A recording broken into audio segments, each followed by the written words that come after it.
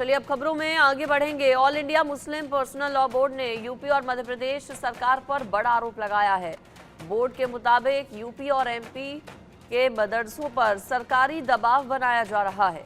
मध्य प्रदेश के मदरसों में सरस्वती वंदना करवाई जा रही है। सरकारी निर्देशों के जरिए निजी अधिकारों पर हमला किया जा रहा है। पर्सनल लॉ बोर्ड के मुताबिक मदरसों की पहचान खत्म करने की कोशिश हो रही है। मदरसे राष्ट्रीय बाल अधिकार संरक्षण आयोग के नियंत्रण से बाहर हैं। ऐसे में आयोग ने मदरसों को लेकर राज्य सरकारों को जो भी आदेश दिए हैं वो अवैध है। आपको एक रिपोर्ट दिखाते हैं इस पर।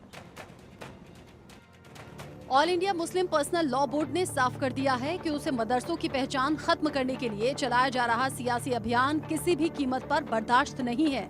AIM-PLB का आरोप है कि मध्य प्रदेश और उत्तर प्रदेश में मदरसों को नुकसान पहुंचाने और उन्हें खत्म करने की साजिश हो रही है, जिसका वो विरोध करते हैं। बोर्ड ने कहा कि किसी भी तरह वो मदरसों को बंद नहीं होने देंगे। All India Muslim Personal Law Board ने दावा किया है कि यूपी में राष्ट्रीय बाल अधिकार संरक्षण आयोग की ओर से राज्य सरकारों को दिया गया निर्देश सरासर गलत है, गैर कानूनी और आयोग की सीमाओं और कार्य क्षेत्र से बाहर है। इसके साथ ही All India Muslim Personal Law Board ने मध्य प्रदेश के मदरसों में बच्चों को रोजाना सरस्वती वंदना पढ़ने के लिए मजबूर करने को भी गलत कहा। AIM-PLB ने अपने स्टेटमेंट में कहा कि यूपी में जिला अधिकारियों की तरफ से मदरसों पर दबाव डाला जा रहा है। गैर मुस्लिम बच्चों को मदरसों से निकालकर सरकारी स्कूल में शिफ्ट कराया जा रहा है। मुस्लिम बच्चों को भी शिक्षा के अधिकार के तहत बेसिक तालीम हासिल करने के लिए कहा गया। ऐसा न करने पर मदरसों के खिलाफ कार्रवाई की धमकी दी जा रही है।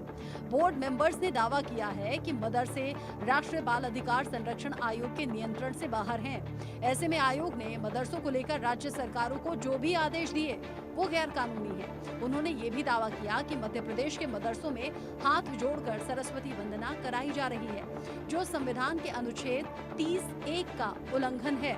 बोर्ड के उलेमाओं ने कहा है कि सरकारी निर्देशों के जरिए किए जा रहे ये बदलाव उनके निजी अधिकारों पर हमला है। इससे लाखों बच्चों का शैक्षिक नुकसान होगा और उस पर मानसिक और मनोवैज्ञानिक दबाव पड़ेगा। लिहाजा इसके खिलाफ प्रदर्शन किया जाएगा। All India Muslim Personal Law board के आरोपों के बाद दारुल उलूम फिरंगी महली की तरफ से भी मदरसों को लेकर बयान सामने आया, जिसमें उन्होंने राज्य सरकारों के अपने फैसले पर फिर से सोचने के लिए कहा। मदरसों में सिर्फ मजहबी तालीम नहीं दी जाती है। जो हमारे प्राइमरी दर्जे के मदरसे हैं, जो हमारे प्राइमरी लेवल के मदारिस हैं, जो जिनको मकतब कहते हैं, उन मकातिब में हिंदी की भी तालीम दी जाती है, इंग्लिश की भी तालीम दी जाती है, मैथ भी पढ़ाई जाती है। और ये कोई ऐसा नहीं है कि जो बच्चे गैर मुस्लिम हैं अगर वो मदरसे में पढ़ने आए तो उन्हें कुरान और हदीस की तालीम दी जाए।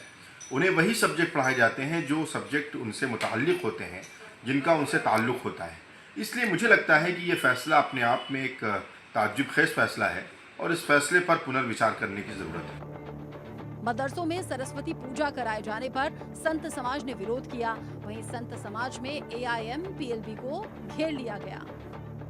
मुस्लिम पर्सनल लॉ बोर्ड शुद्ध रूप से आतंकवादियों को बढ़ावा देने वाला संगठन है और शुद्ध रूप से हिंदुस्तान में जहर घोलने वाला संगठन है।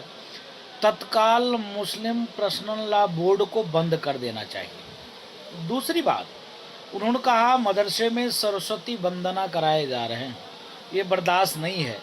तो भाई मदरसा विद्या का मंदिर है, विद्या का मंदिर में माँ सरस्वती का वंदना नहीं होगा तो क्या बम बनाने की ट्रेनिंग दी जाएगी? भाई विद्या के मंदिर में वहाँ पर माँ सरस्वती का वंदना होना तो चाहिए ही चाहिए। इसके साथ ही All India Muslim Personal Law Board ने 8,449 अस्वीकृत मदरसों की सूची भी जारी की है, जिसमें दारुल उलूम देवबंद, जामिया अशरफिया और आजमगढ़ जैसे बड़े और पुराने मदरसे शामिल हैं। बोर्ड ने इसे गैर कानूनी, अनैतिक और अल्पसंख्यक विरोधी नीति बताते हुए कानूनी लड़ाई लड़ने का भी दावा किया है। Bureau report, India news.